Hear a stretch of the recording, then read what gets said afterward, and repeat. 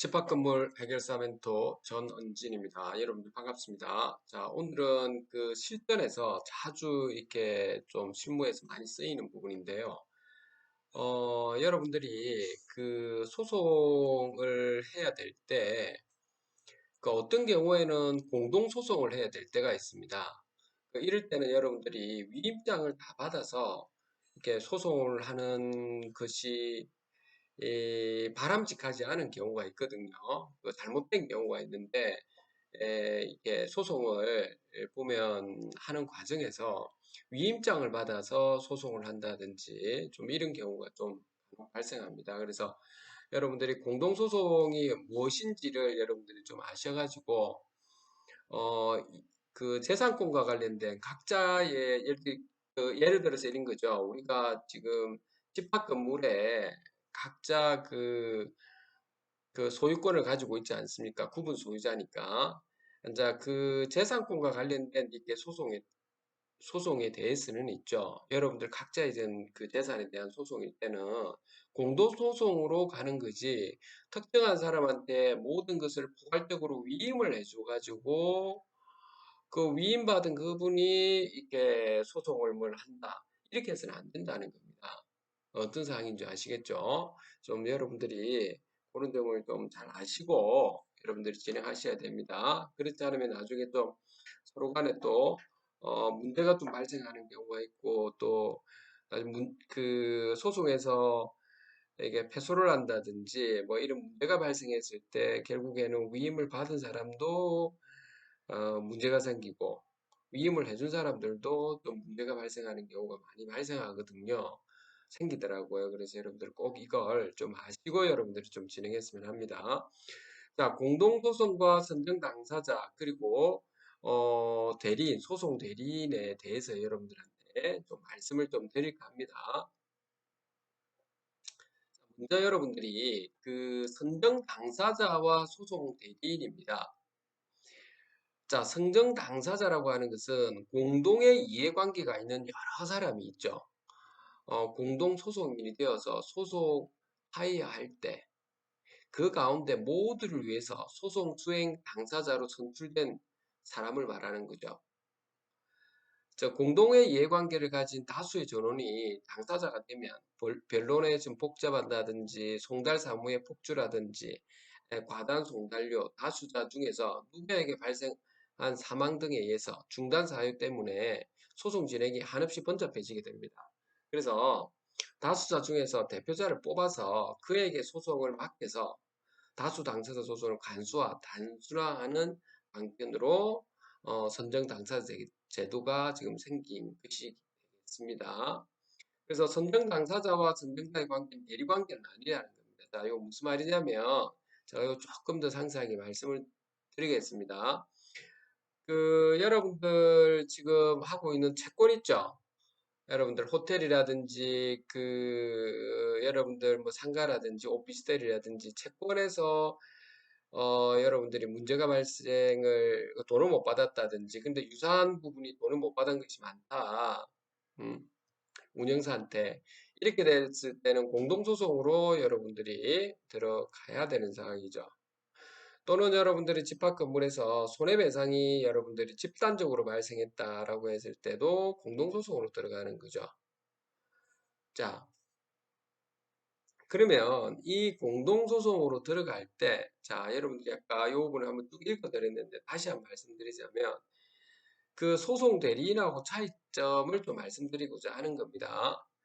여러분들이 예를 들어서 원고 측이나 또는 피고 측이다 하더라도 여러분들이 나중에 소송을 할 때 변호사 찾아가죠.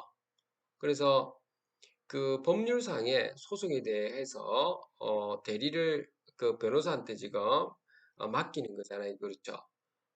그러니까 이 변호사가 소송 대리인이 되는 거죠. 그렇죠?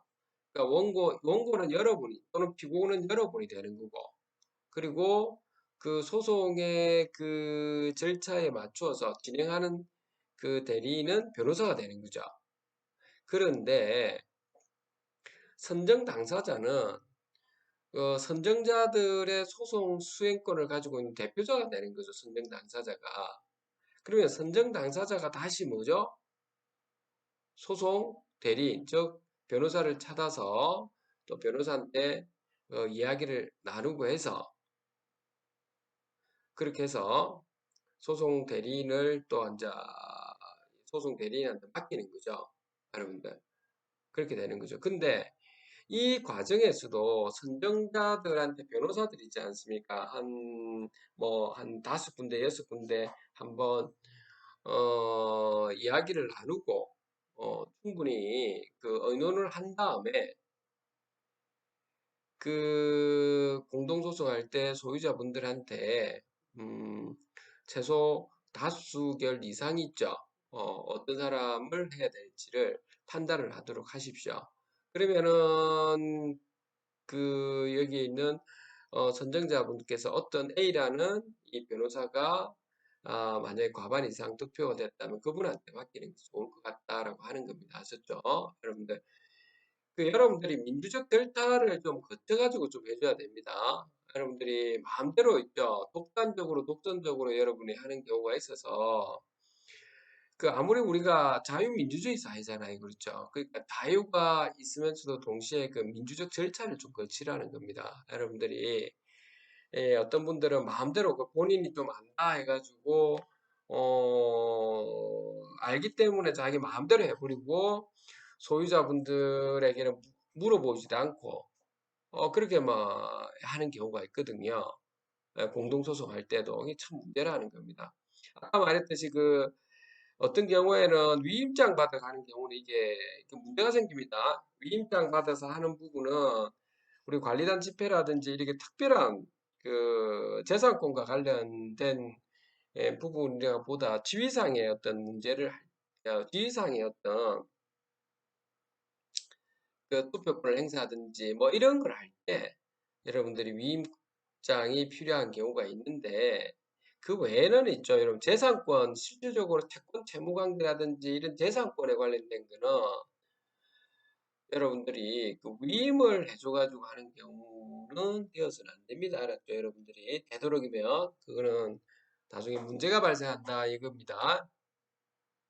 원래 그렇게 해서는 안 되는 거라는 겁니다. 제 말은 원래는 자, 그 다음에 여러분들 이런 경우가 또 발생하거든요. 그러니까 선정자들 있지 않습니까? 이 채권자들이 많다. 예를 들어서 한 150명이 채권자들이 있는데 그 중에서 선정 당사자가 대표를 한 명 세울 거 아닙니까? 그러면 근데 이 선정 당사자가 있죠. 또 이 문제가 뭐냐면 선정자의 예, 그러니까 채권자들의 별도의 에, 동의 없이 있죠.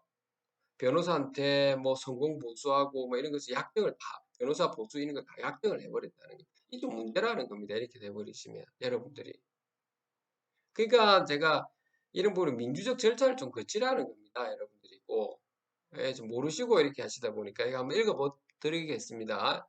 선정 당사자는 선정자들로부터 소송 수행을 위한 포괄적 수권을 받은 것으로서 일체의 소송 행위는 물론 소송 수행에 필요한 사법상의 행위도 할 수 있고 개개의 소송 행위를 함에 있어서 선정자의 개별적인 동의가 필요한 것은 아니라 할 것이다. 여기까지는 그렇죠. 선정 당사자가 앉아 대표로 앉아 하는 거니까 그렇죠. 그러니까 법원에 왔다 갔다 하는 이런 것들입니다. 어. 그리고 변호사하고 의논 나누었던 거, 그걸 물론 다 알려드려야죠. 여러분들, 소유자분들한테, 채권자들한테는 다 알려드려야 되고, 그걸 또 의논도 좀 나누고 이렇게 다들 이렇게 해야 되는 거 맞습니다. 소송 진행이 어떻게 되고 있고, 그런 부분도 다 말씀을 드려야 되고요. 그런데 여기 보십시오. 자신과 선정자들을 위한 공격이나 방어를 위하여 필요한 범위 내에서 특정한 법률 관계에 실제법적 효과를 발생시키는 행위나 연대 수령 등을 할 수 있다고 할 것이지만, 자, 여기 보십시오. 변호사인 소송 대리인과 체결하는 보수약정은 소송 위임에 필수적으로 수반되어야 하는 것이 아니므로 선정 당사자가 그 자격에 기한 독자적인 권한으로 행할 수 있는 소송 수행에 필요한 사법상의 행위라고 할 수 없다는 겁니다. 따라서 선정 당사자가 선정자로부터 별도의 수권 없이 변호사 보수에 관한 약정을 하였다면 선정자들이 이를 주인 등의 특별한 사정이 없으면 선정자에 대해서 효력이 없다고 할 것이다 하는 겁니다. 이게 여러분들 이거 지금 굳이 이런 뭐 부분에 대해서 뭐 대법원 판례나 이게 읽지 않아도 여러분들이 당연한 거 아닌가요? 이거 당연한 거. 음? 당연한 상황이잖아요, 여러분들이. 예. 그래서 제가 제발 여러분들한테 이렇게 말씀드리고 싶은 부분은 채권 대무관계 채권자 여러분들 특히 이제 여러분들 분양형 호텔이라든지 그런 데 좀 많습니다. 그렇죠? 뭐 상가라든지 이런 데 공동소송을 해야 된다. 손해배상 공동소송을 해야 된다라고 할 때도 있죠. 여러분들이 그 공동소송하려면 비용도 저렴하고 여러모로 좋을 수가 있죠. 여러분들이. 음? 그런데 선정 당사자가 된 분은 있죠. 이게 그 밴드라든지 카페 모든 것을 공유를 하시고 소송이 어떻게 진행되고 있고 변호사분하고 의논도 나눈 부분도 이야기를 하고 어 그리고 다른 분들 소송이 그, 예를 들면 여러분들이 원고 측이라고 해볼게 채권자 측이라고 한다면 어, 그러면 어떤 전략을 잡아가지고 이렇게 진행하려고 하는데 여러분 의견도 들어보고 그렇게 변호사한테 찾아가서 한다 변호사하고 또 이야기를 나눈 걸 좀 올려드리고 어? 그것이 선정 당사자가 하는 겁니다. 여러분들이.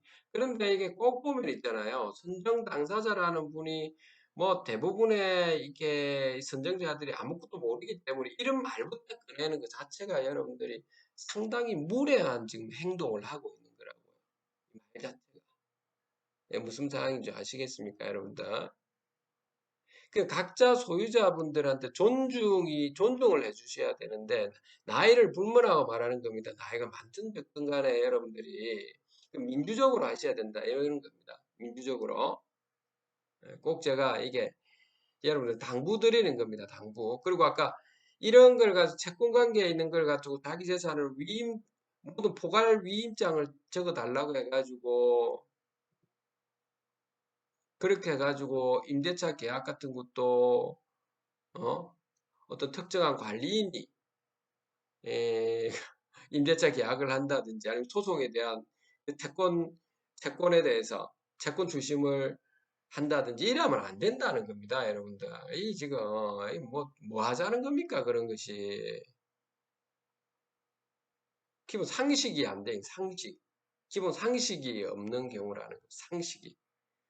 이거 좀 조심하셔야 된다 이 말인 겁니다. 여러분들 아셨으면 공동소송으로 진행하는 겁니다. 공동소송으로 여러분들 그리고 선정 당사자로 이렇게 지금 들어간다. 이거 꼭 여러분들이 그런 걸 좀 아시고 민주적 절차로 또 소유자분들 같이 의논도 나누고 한 가족인데 여러분들끼리 뭐 이간질하고 이게 뭐가 좋습니까? 그렇죠? 음? 그리고 또 하나는 여러분들에게 또 더 말씀드리고 싶은 부분은 이제는 관리단 조직 구성을 하는 과정에서 어쩔 수 없이 그 대출 결의하고 막 이런 소송을 해야 될 때가 생기거든요. 어?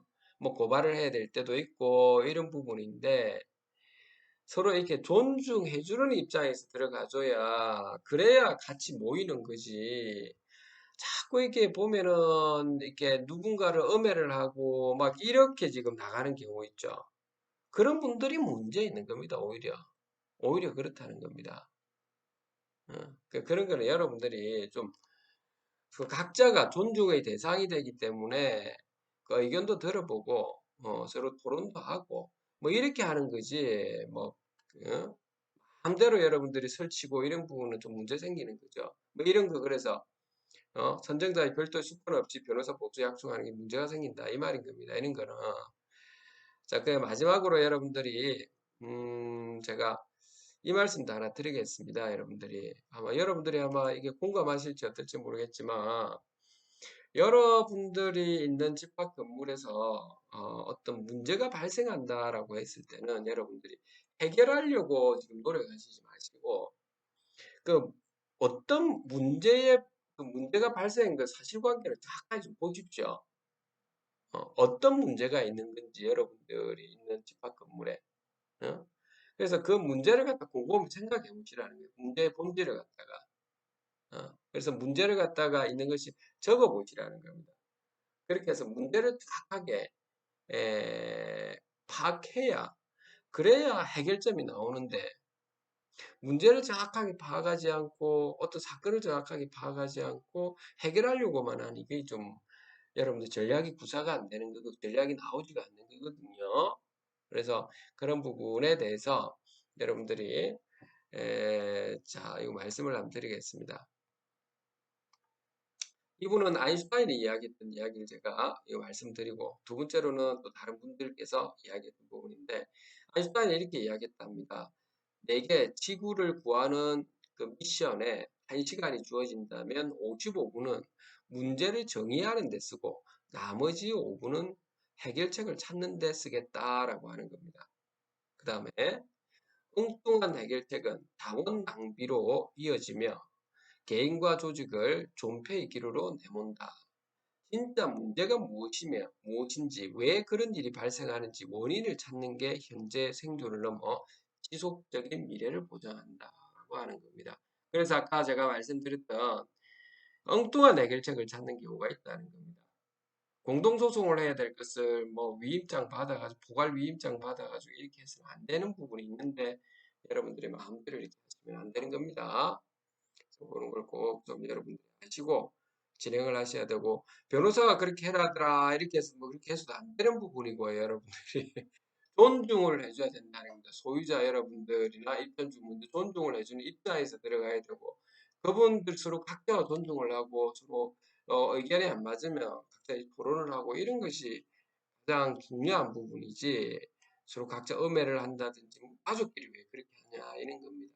되겠습니까 여러분들이 그러다 보면 어떤 특정한 사람들이 이렇게 엉뚱한 해결책을 가지고 이렇게 진짜 자원을 낭비한다니까요. 조직을 개판만 안 된다니까 개판. 여러분들이 알고 있어요. 더 이상 제가 이 부분을 말씀드리기는 그렇네요. 자, 그 다음에 이게 공동소송과 관련돼 가지고 여러분들 이게 네이버에 들어가셔가지고 여러분들 한번 좀 따라서 해보시면 민사소송법 이렇게 쳐보시면 민사소송법 이렇게 나오거든요. 그러면 민사소송 이렇게 클릭하십시오. 클릭을 하셔가지고 여기 보시면 예, 여기에 있을 겁니다. 여기 있죠.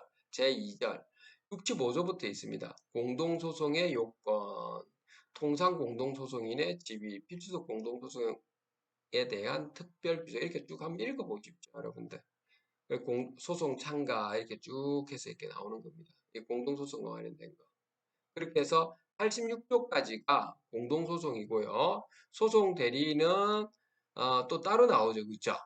87조부터 소송 대리인에 대해서 또 따로 나오는 겁니다. 이렇게 되겠습니까, 여러분들? 소송 비용은 소송 비용대로 그 다음부터 이렇게 또 나오고요. 그래서 여러분들이 한번 시간 되실 때 한번 참고하시라라고 하는 겁니다. 자, 오늘은 여러분들 실무적 차원에서 공동소송에 대해서 여러분들한테 말씀을 드렸고, 이렇게 위임을 포괄적 위임장을 받아야 될 때가 있고 그 하면 안 되고 공동소송으로 꼭 해야 될 때가 있는데 마음대로 하면 안 된다는 것도 여러분들 꼭 아시고 민주적 절차를 거치고 그리고 항상 제가 늘 말씀드렸다시피 선정 당사자나 이렇게 봉사를 하는 분들께서는 있죠. 낮은 자세로 임하고 좀 많이 들어주시려고 하고 이렇게 하는 것이 가장 기본적인 여러분들의 어떤 자세라고 해야 되나? 말씀을 좀 드리고 합니다. 자, 오늘 여기까지 여러분들한테 말씀드리고 자, 대한민국의 주권은 국민으로부터 나오듯이 집합 건물의 주권은 소유자, 입점주 여러분들로부터 나눈 거죠. 모든 권력은 어디에서부터 나오는 겁니까, 여러분들? 모든 권력은 국민으로부터 나오듯이 모든 권력은 소유자, 입점주 여러분들로부터 나오는 겁니다. 꼭 여러분들이 명심하시고 오늘 여기까지 하도록 하겠습니다. 대한민국 집합건물이 바뀌면 대한민국이 바뀐다. 오늘 여기까지 하도록 하겠습니다. 집합건물 해결 세멘토 전언진이었습니다. 감사합니다.